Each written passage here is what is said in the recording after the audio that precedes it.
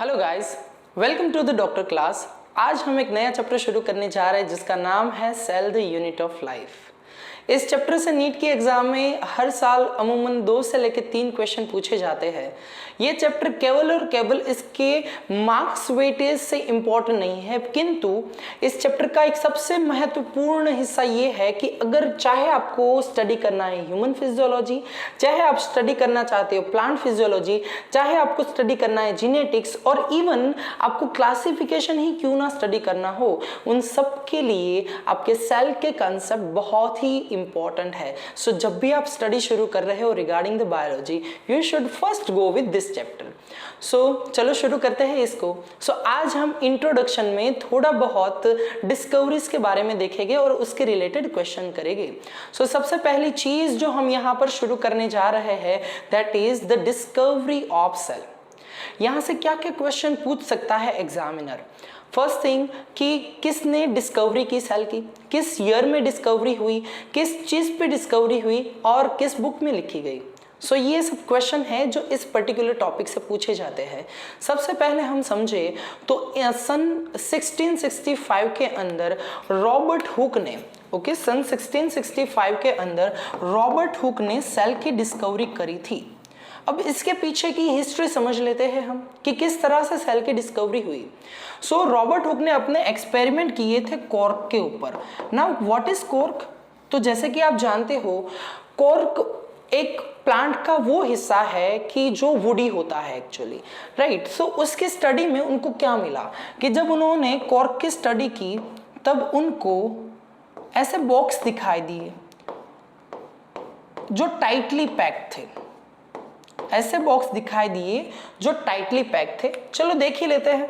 सो उनको कुछ इस तरह से हनी कॉम्ब की जैसा हनी कॉम्ब की तरह कुछ स्ट्रक्चर मिला जिसके अंदर टाइटली पैक्ड बॉक्स थे और उन्होंने इस बॉक्स को ऑन द ग्रीक लैंग्वेज नाम दिया सेल। उन्होंने इसको नाम दिया सेल। सो यहाँ पे हमारे 3 क्वेश्चन कवर हुए। सबसे पहली चीज कि किसने डिस्कवर किया, रॉबर्ट हुक। दूसरी बात कि कब डिस्कवर किया, इन 1665। तीसरी बात किसके ऊपर डिस्कवर हुआ, in the cork. Cork of bottle you can say. जो बॉटल के ऊपर कॉर्क होते हैं उन्हीं कॉर्क से इन्होंने सेल की डिस्कवरी करी। बट वेट अ मिनट, यहाँ पे आप एक चीज को एनालाइज करो कि जो कॉर्क है that is the woody part and actually the cork is the dead part. Cork is the dead part. Now अगर उन्होंने डेड पार्ट में सेल को डिस्कवर किया है, yes, on a one time you can say the cork was a part of, or you can say cork is a part of plant। तो plant एक तरह से आपकी लिविंग बीइंग है, तो ये भी लिविंग बीइंग होना चाहिए, बट ऐसा नहीं है। ठीक है, cork is the non living thing, right. So कुछ समय पहले कहीं पे लिविंग रही होगी बट अभी ये लिविंग नहीं है।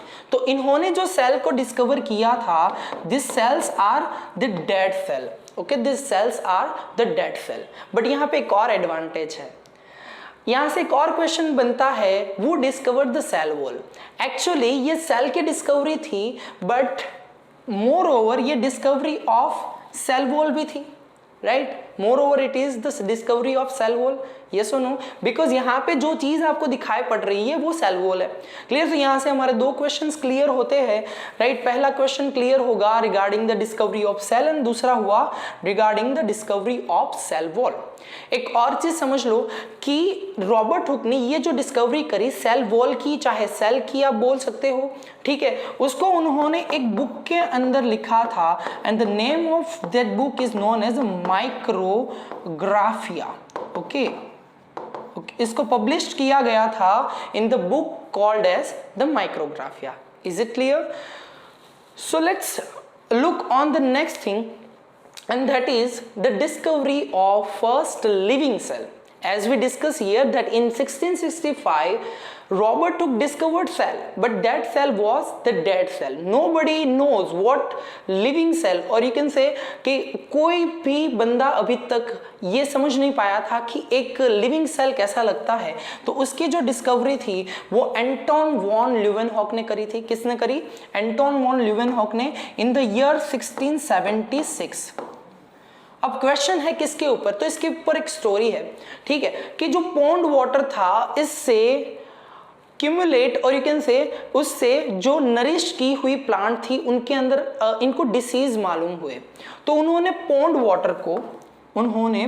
वाटर को एनालाइज किया और कुछ छोटे छोटे पार्टिकल्स देखे, राइट, और वो मूवेबल थे, वो मूवेबल पार्टिकल देखे उन्होंने स्लाइड के ऊपर, और वो कुछ और नहीं पर आपका पहला लिविंग सेल था, राइट, वो और कुछ नहीं क्या था, आपका पहला लिविंग सेल। अब इस पॉन्ड वाटर से प्लांट्स को हो रही थी बीमारी, तो उसकी वजह से उस तरह से आप बोल सकते हो कि इस पॉन्ड वाटर में जो माइक्रो ऑर्गेनिज्म है that should be the cause for that diseases, right. So basically that was the bacteria. So now on the head of Leeuwenhoek के नाम पे आपके पास दो डिस्कवरीज है, पहला तो discovery of first living cell और दूसरी चीज जो है वो है discovery of bacterias. Okay, so discovery of bacterias was also given by the Leeuwenhoek. एक और चीज ल्यूवेनहॉक के बारे में, ल्यूवेनहॉक ने पहली बार माइक्रो ऑर्गेनिज्म को डिस्कवर किया था, इस वजह से आप बोलते हो Leeuwenhoek is known as what, the father of microbiology. Okay, he is the father of microbiology. So up to this stage we are understand four discovery. First one, the discovery of cell, then the discovery of cell wall. This two is given to the, or you can say credit of this two discovery is given for the Robert Hooke, और जो living cell है उसकी और यहाँ पे जो bacterias है उनकी डिस्कवरी किसके ऊपर है, उसकी डिस्कवरी का क्रेडिट हम देते हैं एंटोन वॉन ल्यूवेनहॉक को। ठीक है, चलो आगे बढ़ते हैं, बात करते हैं एक और चीज के बारे में जिसका नाम है न्यूक्लियस। अब इन 1831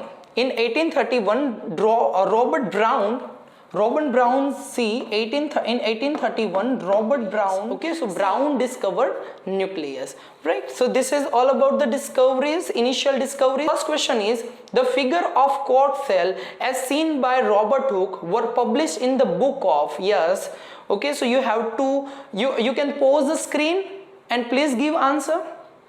Right, so the right answer is micrographia. So the right answer is option number D, micrographia. तो आज के लिए इतना ही। If you like our initiative, please don't forget to like, share and subscribe our videos. जय Hind, thank you.